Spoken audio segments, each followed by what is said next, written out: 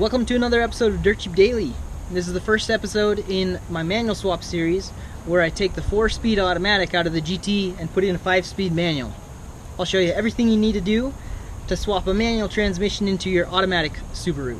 So if you've done any research or even just Googled manual swap for a Subaru, you will have found forums and forums and forums and threads full of people telling you to get a manual, all you have to do is sell your automatic and buy a manual. That's not the case. It's a really simple swap. Subaru made their cars extremely modular, and you can bolt in everything you need that's stock to get your manual going. So the basic ideas of a manual swap will carry over into other makes and models, but there are going to be some things specific to other makes besides Subaru that'll make things a little difficult. But this will give you an idea of what you need to think about if you're doing a manual swap on a different car. Selling your automatic and buying a manual might be the easiest way to get a manual, but in a lot of cases it's not the best way. So one reason you might not want to just sell off your automatic and buy a manual is because the car was gifted to you. Either it was your first car, or your grandma gave it to you, or whatever. It's a free car, and that's a screaming deal. So another reason you might not want to sell your current ride is because you have a lot of aftermarket parts or performance or just new OEM parts on your car. So in the case of this GT, it was kind of a combination of all of those reasons. It was a screaming deal. I replaced a ton of parts on it. It has all new brakes, suspension, the interior has been detailed. I replaced the head gaskets. So I did a ton of work on the car, and I didn't want to just sell it because I probably wouldn't have been able to sell it for the amount of work I had and new parts that were on it. So in this series I'll go step by step showing you everything you need to do to swap out your automatic transmission and put in a manual. There are always slight differences between years and the models you're working on, so be sure to supplement this video with your own research. There's tons of good forums and good threads out there. You just need to sift through all the crappy ones to find the good ones that tell you how to do it for whatever car you're working on. All of them are going to be about the same. Even though this is a Legacy, this will work on your Impreza or your Forester. Alright, so the first thing you want to do is source out all the parts you need for the swap. There's only 9 things you need, and it's really easy if you can find a donor car that matches your body style that's a manual, so you can pull everything off of it. I couldn't find a Legacy sedan that was a manual, so I found an Impreza sedan and pulled everything out of that. The only things I had to get were a driveline that matched, and then the correct transmission mount. So the things you need, you obviously need your manual transmission, and you need the manual transmission cross member for your specific body style. So I pulled mine off of an Impreza, but it's not the right mount, so I had to go back and find another Legacy that was a manual and pull the Legacy mount from that. You also need a manual transmission driveline that fits your body style, and it has to be specific if you have an Outback. So if you have a Legacy Outback, you need a Legacy Outback manual driveline, not just a Legacy manual driveline. The Outback's a little longer just because of the angle that it sits at in an Outback. The biggest difference is going to be between a sedan and a wagon. There's a big difference in length between the wagon and the sedan, so make sure you get one that's specific to your body style. Like I said, I couldn't find a manual Legacy sedan anywhere near me, so I was able to find a driveline on eBay for a really good price of just $114. Usually they're gonna go for $160 or more, and it's kind of unfortunate because I was able to pick up the Impreza driveline at the junkyard for only 20 bucks. So really search around, try and find somebody who's parting one out, or go to a few different junkyards, because that's going to be the best deal. The third thing you need is a matching rear differential. So matching, because your front diff and your rear diff need to have matching gear ratios. So if your front differential or your whole transmission, let's say, is a 399 and your rear differential is a 411, you're basically not going to be able to move. You're just going to blow something. Either something in your transmission or your rear diff, because they're not spinning at the same speeds. So you have to have a matching one, and it's easiest to just pull the differential off of the car that you're pulling the transmission out of. That way you'll know it's going to match. You got to be careful, because even if you find the exact model that you're swapping the manual into, it probably has a different gear ratio than your rear differential, because the automatic and the manual have different gear ratios. So make sure you do your research, figure out what gear ratio was pulled in the transmission that you're pulling and find a rear differential that matches that. You can find tables of this information online. You just have to search it. Alright, the fourth thing you need is a pedal assembly or a pedal cluster for a manual. Now this you can pull out of any Subaru that fits your same generation. So I have a 90s Legacy, and so I pulled it out of like a 93 Impreza. They all are interchangeable and they all fit. You might be able to go up to the next generation and use that as well, but to be safe, might as well stick with the same generation. You should be able to find one that fits your body style. The fifth part kind of goes along with that. You need a clutch cable, or if you're going to run a hydro clutch, you need a clutch master cylinder and slave cylinder with the hose or piping. Depending on what brake booster, you might need to get a new brake booster if you're going to run a hydro clutch. So I'm not running a hydro clutch. I'm going to run a clutch cable because I don't really care. I was happy with the hydro clutch in my Forester. The other hydro clutches I've used on other cars, I've never been happy with them. And I grew up with old Volkswagens that obviously have a cable clutch, and I'm happy with the cable clutch. I like the way it feels. The other part of why I'm running a cable clutch is because it's really simple. I was able to get the cable for free. I just left it on the transmission when I bought the transmission at the junkyard. They didn't charge me for the cable. You don't have to worry about a master cylinder. You don't have to worry about bleeding the clutch. You don't have to worry about it not fitting with the brake booster. All you do is just push the cable through the firewall. So a clutch cable is way simpler. Some people don't like the feel of a clutch cable. And if you're going to be running like a stage 2 or stage 3 clutch, you're probably going to want a hydro clutch. Trying to use a manual cable clutch on a really stiff pressure plate is probably going to be pretty hard. So you might not be able to push the clutch in very easily. So that's another reason you would want to go hydro clutch. It's a little more expensive parts wise, and a little more complicated in the swap, but it's not too bad. And I would assume it would be worth it in the end. But I'm doing this the cheapest I can. So the sixth part you need a manual starter. Now you can use this off of basically any car that's manual. There is a difference. There's two different starters, two different manual starters that Subaru used. Either of them work. The older ones tend to be a little better, but find one because your automatic starter is not going to mesh with your flywheel. So your seventh part, you got to buy this new, because you need a flywheel and a pressure plate and clutch kit. I recommend buying them new just because buying used, you're going to want to resurface your flywheel, and that's going to be about the same price as just buying a new flywheel. You can find a brand new OEM quality flywheel for about $60 online. I got mine on Amazon. I think I paid $62.70 or something like that, free shipping. So just buy a new flywheel, or if you have another one laying around, that's fine. Do your research if you want to go with a Lighten flywheel. There are some perks to it, and there's also some drawbacks.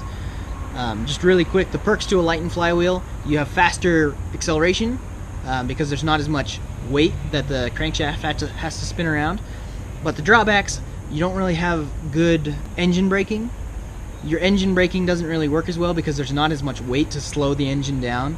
And I do a lot of engine braking, more than using my brakes, and so I'm fine with just a standard non-Lighten flywheel. Do your research though, figure it out for yourself and figure out what would work for you. The clutch kit I would recommend, if you're not running really high boost, or even if you're an NA Subaru like mine is for now, just go with a OEM Exedi or Exedi clutch kit. That's what Subaru puts in them from the factory. They're really good quality, made in Japan, relatively inexpensive, and you're never gonna find better quality for cheaper. The clutch kit that I would recommend to everyone, it fits on any 2.5 or 1.8 Subaru, is the Exedi KS-B04. Now that will work for anything from that's a 2.5 or a 1.8, because they're the same flywheel, back in the early 90s all the way up to mid 2000s. That's the same clutch kit you're going to use, and it's the OEM replacement clutch kit for the H6 in Australia. So it's got enough clamping pressure and friction to be able to deal with the torque from the H6, the EZ30, and I'm going to be running it turboed, which they say not to do, but we're going to try it out and see. If not, I can swap out the clutch disc for a stronger or ceramic disc. But for now, I'm still NA, and so it's going to be a great clutch. It can be an upgrade for some people because there is another part number that's recommended for some of the older Subarus. The KSB04 works just fine on those older ones, and it is a slight upgrade in clamping force, while still feeling extremely OEM, extremely drivable, really smooth engagement and disengagement. So I definitely recommend it for anybody. You can find it, I got it on Rock Auto for the cheapest price. I think I paid $157. You can get it on Amazon for about $160.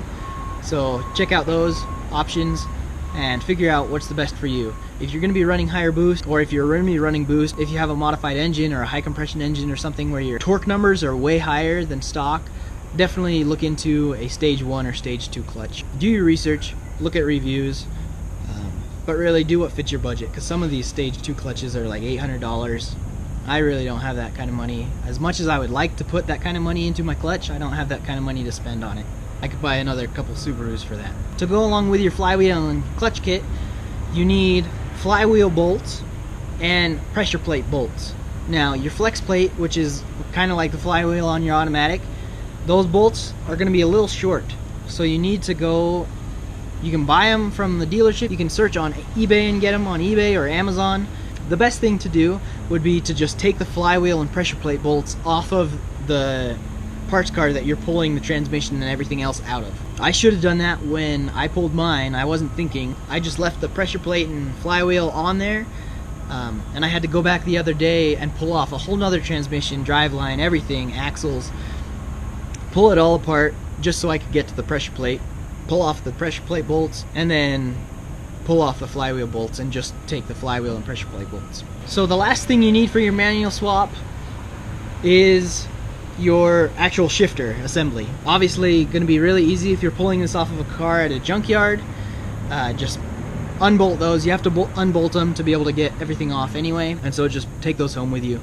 I'll post, my next video is going to be how to shorten your own shifter and how to rebuild your shift joint, and that way you can save a lot of money and still have a rebuilt shift linkage, and it'll feel really tight. So the last part is optional. You can use just your automatic center console trim. You can just pop this centerpiece out like that, and then you have a big enough spot that you can shift all you need. You can also just go pick up this piece out of a manual and it'll have the boot there. You can do cool custom stuff with your boot. There is a chance, I'm not totally sure on this, there is a chance you might hit the edge of it in third gear or first gear, but definitely you won't hit that if you have a short shifter, and I'm doing a short shifter, so I'm not really worried about it hitting this because it's slightly smaller than the manual. So now I'm gonna go ahead and swap the pedal cluster, because that's the easiest thing to do. You can do it whenever you need, obviously before you do your swap, but you can do it a month before you end up getting your swap in, and you can just drive with the 3 pedals there and no worries. The dash is totally taken apart. There's this piece here, there's some screws, you'll find the screws and then you just pull it down, pops off, and you have access to everything. We also want to take off all of the plastics on the column, so there's big screws that come up from underneath. You're going to need a really long Phillips that's kind of big to be able to break those loose, and it'll just pop off. The top's kind of tricky. There's like stanchion rods that stick down through the top, and you don't want to break them as you're pulling it out, otherwise you won't be able to get it back together. But you want to pull it off because we need to deal with our parking brake lock, and we need to disconnect it with it in the open position so we can always get our key out. So those are just a couple of the things that we got to deal with. I'm going to get started pulling that pedal off. So this is what you're looking at underneath. So you don't have to deal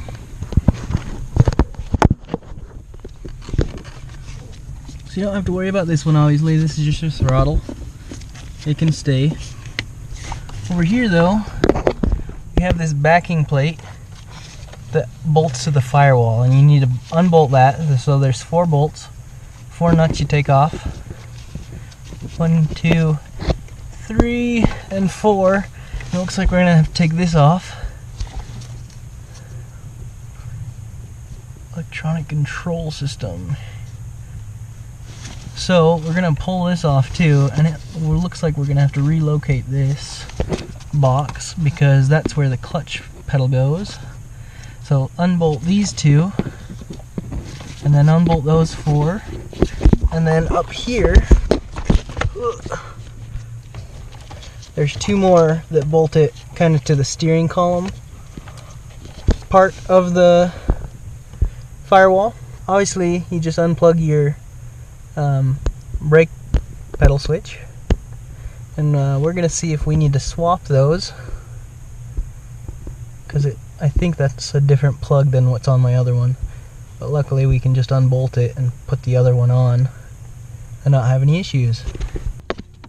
Okay, so you also, I hope you can see that cotter pin?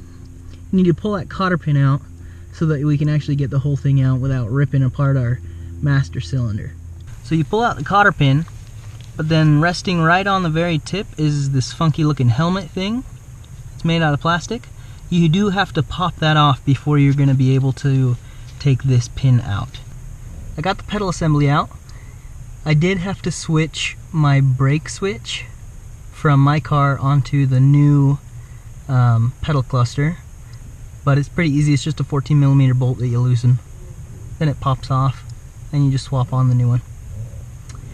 So what I've done here, so you can see right there would be a like a rubber grommet or a bung to fill that hole. Just push it through with your finger, pop it out, it'll drop down on the ground somewhere, and then take your clutch cable and shove it through there. Now this would be easiest with 2 people. I just did it with 1, but it would be way easier if you had somebody on the engine bay side guiding it to where you want it. So just stick that through and just kind of drape it over the top of the engine for now. We'll zip tie it to keep it out of the way of anything, but we just want to put that in now because it's going to be pretty difficult to get to with the pedal cluster on. So I would suggest putting it on first. So now we're going to install our pedal cluster and make sure everything works still. Alright, so here's the finished product.